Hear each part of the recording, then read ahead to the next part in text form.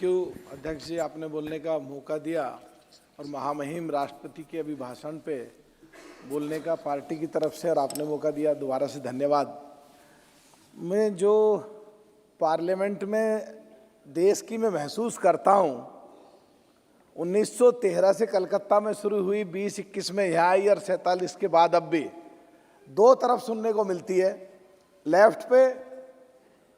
जो अच्छे काम करे, जिन काम की गुंजाइश थी जो और बेहतर हो सकते थे, कहीं जिक्र नहीं होता। और राइट पे देखते हैं तो उठा करके सारे ये कमी और अच्छे काम में भी कमी निकालते हैं। तो वो 1913 का देश एक और देश था, 1947 के समय एक और देश था और आज एक और देश है। और देश या पूरा संसार जिस तरह तरक्की कर रहा है, हमारी चर्चा भी मेरे हिसाब से उस तरह की होनी चाहिए। मैं अपने साथियों से प्रार्थना करना चाहता हूं।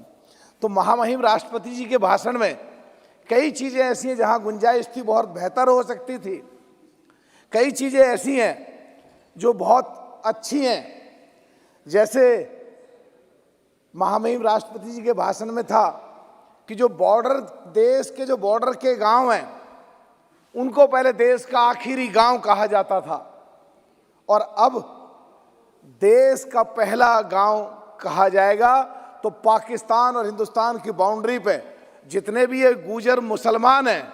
वो जो अपने आप को बहुत ऐसा महसूस करते थे कि बगैर तनख्वाह लिए हुए उग्रवादियों से, पाकिस्तानियों से, पाकिस्तान की फौजों से लड़ते थे, उनको कहीं ना कहीं ये लगा कि देश की सरकार हमारे बारे में ये सोच रही है कि हम आखिरी गांव नहीं है, हम पहला गांव है। तो इसकी हम सराहना करते हैं, धन्यवाद देते हैं, थैंक यू बोलते हैं।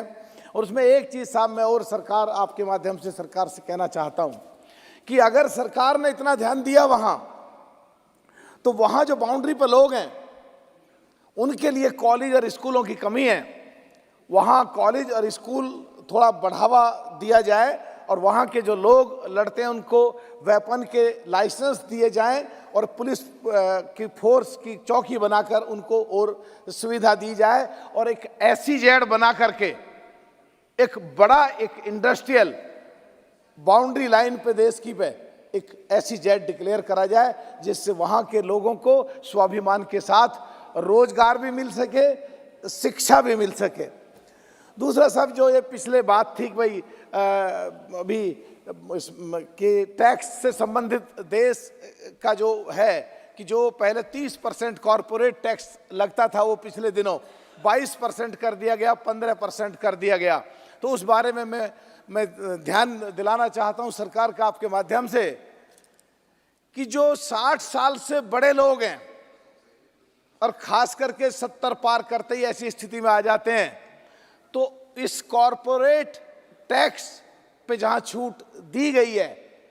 60 साल से ऊपर के लोगों को भी उस टैक्स का कहीं ना कहीं उनको भी अलग छूट दी जाए। और जब पूरा बजट आगे आएगा तो जो 7 लाख रुपए है टैक्स की सीमा, उस स्लैब को भी उठा करके 10 लाख रुपए करा जाए। एक साहब देश में जो कच्चा तेल है,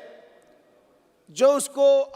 उसको देश की बड़ी कंपनियां निकालती हैं, उस पर जो सेस टैक्स लगता है वो बहुत कम है। और जो आम आदमी तेल को आज इस्तेमाल करता है, चाहे वो ट्रैक्टर में हो, चाहे खेत को पानी देने के लिए इंजन में हो, चाहे और दूसरी सवारियों पर हो, गन्ने को ले जाने के लिए ट्रैक्टर ट्रॉली के लिए हो, तो उस पर जो सेस टैक्स लगाया है वो थोड़ा ज़्यादा है। दोनों को एक ही चश्मे से नाप करके अगर उस पर सेस टैक्स कम लगाया जाता तो बहुत अच्छा होता। और साहब एक जो अभी चुनाव आगे खड़े हैं,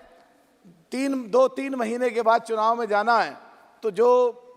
सब चीज़ों की महंगाई खास करके कोरोना कार्यकाल के बाद में बढ़ी है और एक पश्चिम उत्तर प्रदेश और पूरे देश में जो गन्ना किसान है वो बहुत परेशान है। पिछले 7 साल में केवल एक बार 25 रुपये रेट बढ़ा है, एक बार केवल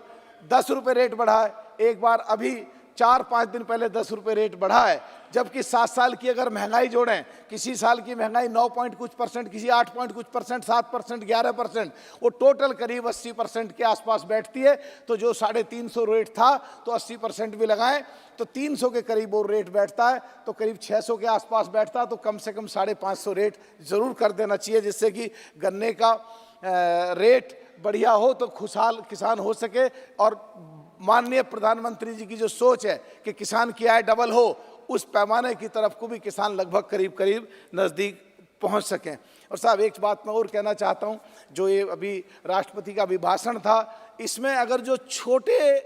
कारखाने वाले लोग हैं, जो छोटी कंपनियों वाले लोग हैं, जो स्मॉल स्केल इंडस्ट्री की चीज़ें हैं, इन पे सरकार और ज़्यादा ध्यान दे, टैक्स में इन पे भी कुछ छूट मिले और कुछ इंसेंटिव मिले, जिससे छोटे बिल्कुल ज़मीनी स्तर से उठ के वो लोग तरक्की करें, तो एक देश की तरक्की को आगे बढ़ाएंगे और देश की इकोनॉमी को मजबूत करेंगे। एक बात मैं कहना चाहता हूँ, पूरे देश में आज सबसे बड़ा प्रदेश उत्तर प्रदेश है और करीब करीब 24 करोड़ लोग हैं। और 1953 में चौधरी ब्रह्मप्रकाश जी, दिल्ली के पहले मुख्यमंत्री, ने एक रैली में कहा, 1955 में जो बाबा अंबेडकर साहब ने एक रैली में कहा, और 89 में केसी त्यागी जी ने एक चिट्ठी लिखी, और 2012 में कुमारी बहन मायावती जी ने प्रस्ताव पास करके भेजा कि ये बड़ा प्रदेश है, इसको 4 हिस्सों में बांटा जाए, तो करीब 8.5 करोड़ के करीब जनसंख्या है। तो इसमें 8.5 करोड़ से कम आधे से ज़्यादा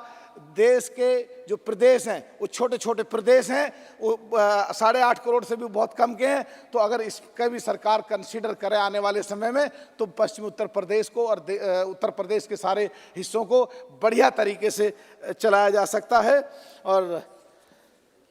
सब जब तक अगर इसमें देर भी लगे, तो एक बहुत ही महत्वपूर्ण मुद्दा है कि पश्चिम उत्तर प्रदेश के लोग इलाहाबाद जाते हैं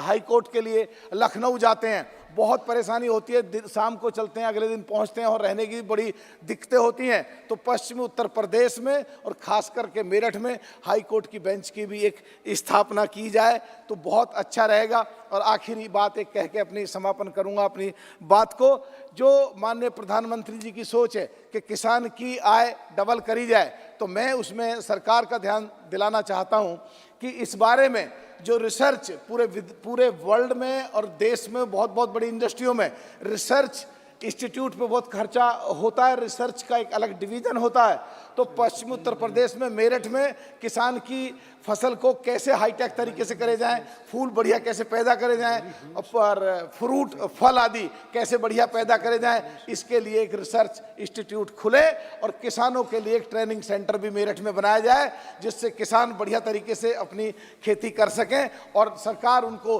रिसर्च करके जो रिपोर्ट आए बढ़िया तरीके से किसान को सपोर्ट कर सकें, जिससे पश्चिम उत्तर प्रदेश का और देश का किसान खुशहाल रह सके। बहुत बहुत धन्यवाद साहब।